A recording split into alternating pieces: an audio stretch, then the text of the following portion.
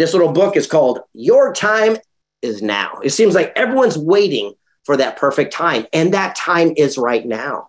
This is it. This is what's going to change the difference between the people who dream of success to the top 5% who make it come to life. It's the people that seize the opportunity and capitalize on it right now.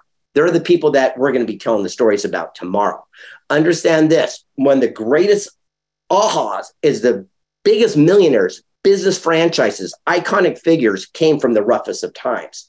Napoleon Hill said, our greatest success will always come just one step beyond our greatest setback. But the thing that holds most people back is their big butt.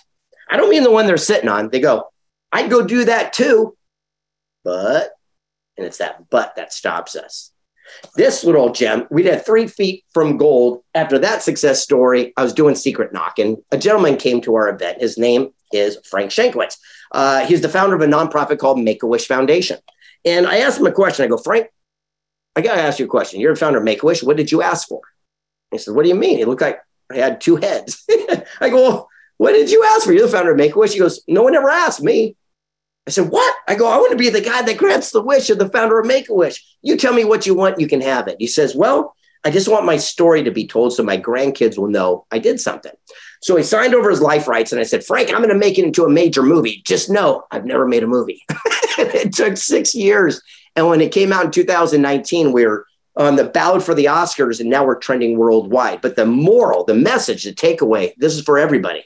You do not need to be a millionaire, a billionaire, or a celebrity to have a ripple effect. Everyone can give a pair of socks to a homeless person. Everyone can bring some food to people in need during the holiday season. And again, that one simple act of kindness, we have no idea the type of ripple effect it might have for generations behind us.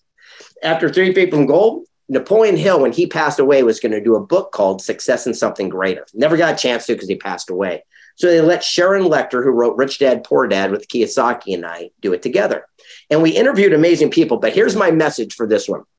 I was talking to this gentleman named Fred. Now, you don't know him, but we're at this mastermind group, and he's an older gentleman. He looked like he was successful. I go, Fred, I go, what's your claim to fame?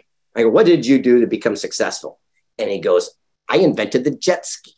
I go, what? He goes, you know, the 2-person sit-down jet ski, you cruise around the bay? I go, of course. He goes, yeah, I sold the patent for 75 grand. I go, what? He goes, yeah, I sold the patent.